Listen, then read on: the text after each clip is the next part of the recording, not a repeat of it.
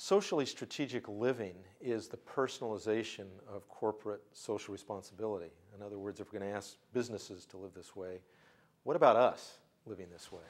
Well, if we watch Ed Begley on television, which is a show about living sustainably, it looks pretty hair-raising. It doesn't look all that much fun. It's kind of fun to watch him live that way, but for us to live that way looks to be extremely cumbersome and self-sacrificing. It's kind of like becoming an eco-monk. So what's the real answer? And what I try to help people understand is to answer the question is, what is the good life for you? The good life has two dimensions of it. It has both success and happiness. The way human beings are wired is that we want to set goals and achieve them.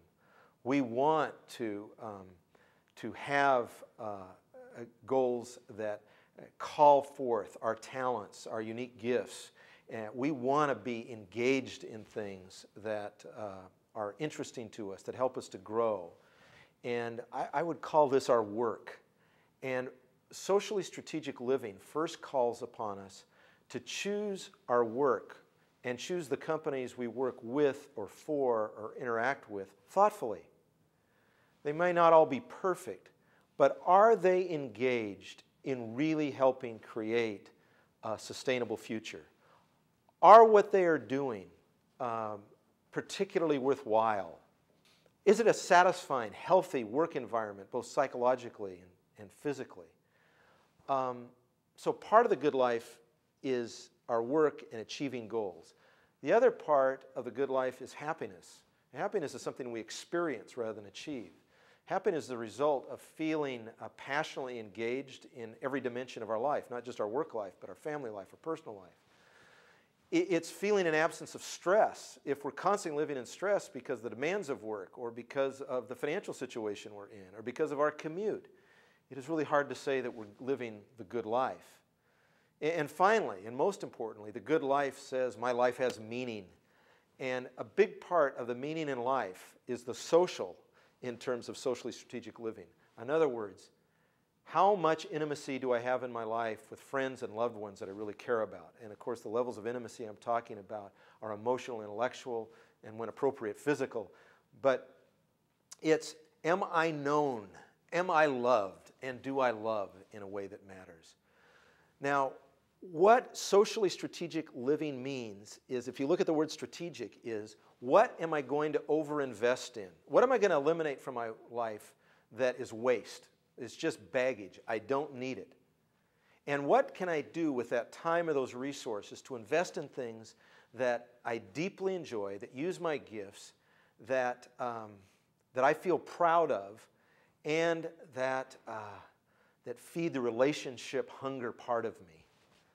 Now, if I think about that, if I'm reflective about that and saying, I am going to put quality thinking, quality time, quantity thinking, quantity time into things that bring me meaning, then I am going to have a much richer, successful life, one that I'm proud of when I get old enough to be proud of my life.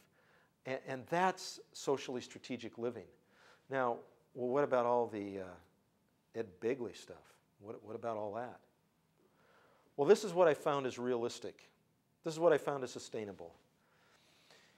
Is that rather than trying to become perfectly green, for instance, all at once, or perfectly help everybody that ever asked for help all at once, is that you strategically think about what can you make more sustainable and responsible in your life.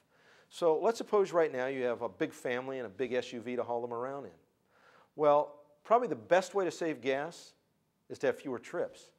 So you think about, how could I go out just once a day, or even twice a day if you're going out 5 times a day? You'll be saving a lot of gas and reducing pollution. So what are the things you really enjoy, that you really value? And this isn't about, again, becoming a monk or living in a monastery.